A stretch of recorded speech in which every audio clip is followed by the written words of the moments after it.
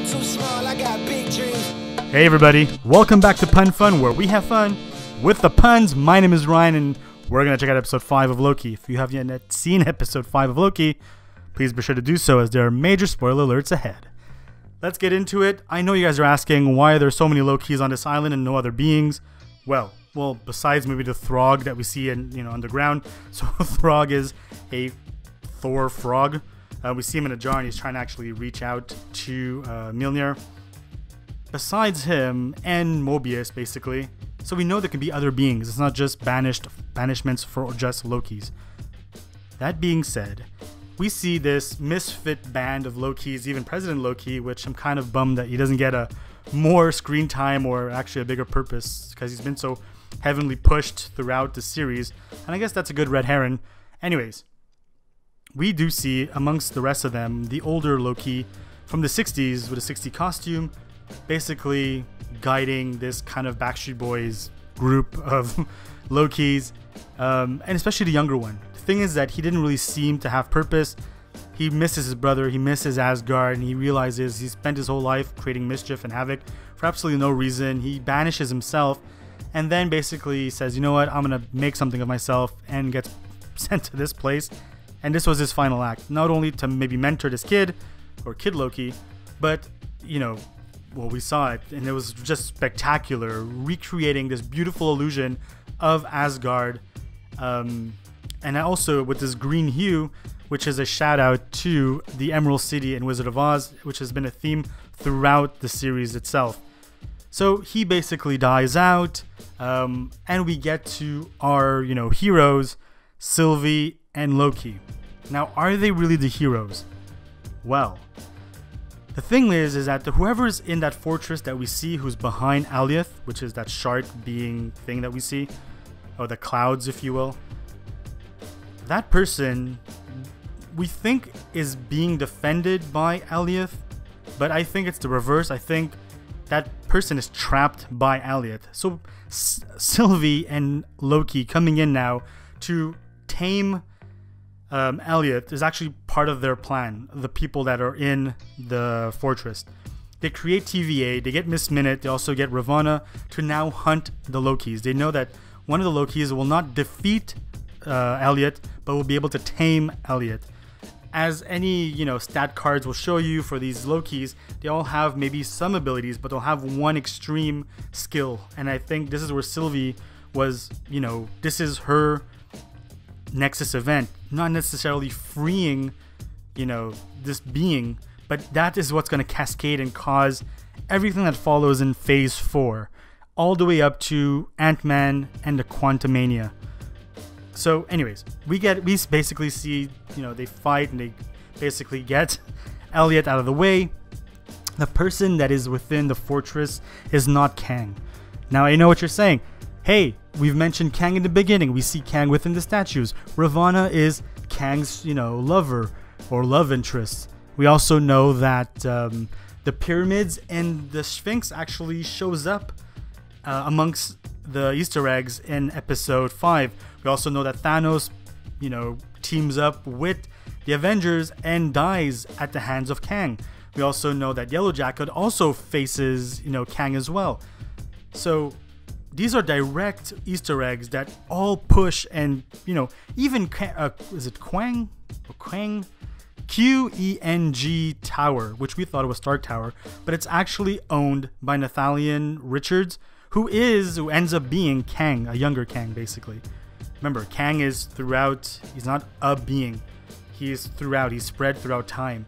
There's going to be a younger Kang. There's going to be an older Kang, and there's going to be a, present Kang, if you will, who just travels throughout time, and they're imprisoned. So this is what it's going to be. Phase 4 is not about when is Kang going to be, or Kang the Conqueror going to be released. It's basically a race to Kang the Conqueror. That being said, the person that's actually in the fortress, as I've mentioned, is not Kang, and I'll stop saying the word Kang. It is Immortus. So Immortus, not to say Kang one more time actually, is an older Kang. So Immortus actually makes a deal with the Timekeepers in the sense that he would reign or be king for at least 7 or I think 8,000 years in this Limbo castle. So he has this this place that he can do whatever it wants and travel and will be king. Really, what's really important about Immortus is that he ties in directly with WandaVision because he actually teams up with Wanda. There is a panel there's a comic, and basically Immortus says Wanda or Scarlet Witch is no longer just a pawn, she is now a queen. Like, she is now, I guess not, I don't know if, would she be an equal? I would say she's an equal or even superior. But he considers her a queen in his, scheme of everything that's going on, teams up with her, and in this case, it may be to free Kang the Conqueror, who is trapped in the quantum realm. So, I know it's a lot to take in, and I definitely have my tinfoil hat on for this one, but yeah, he's been conducting, so Immortus has been conducting TVA to get the right people in place, remove Elliot, free him. Will Sylvie defeat him? I don't think so. There is maybe a season 2 in place, so we don't know what's going to happen to them. But these are going to be chain of events that's basically going to push and carry out Phase 4. So we know there is going to be the Multiverse of Madness. I think this is where Immortus and Wanda are finally going to meet, and they'll have to go up against Doctor Strange and all the Spider-Man. It's going to be spectacular. It is going to be crazy, and I'm pretty sure and I'm almost certain that this pretty much sticks because it really does follow. And again, the word limbo in the comics was heavily used, but maybe for the MCU it will be considered a quantum because it's the same concept. It's all about a place. Well, actually, there is no time or place. It's just whatever it is. I'm not going to start explaining quantum physics with you guys, but it is something interesting to know and pick up on for conversations. Alright guys, so we're going to wrap things up with this last little tidbit, which is basically, I don't think Marvel is going to use Kang the Conqueror at the last episode of the series.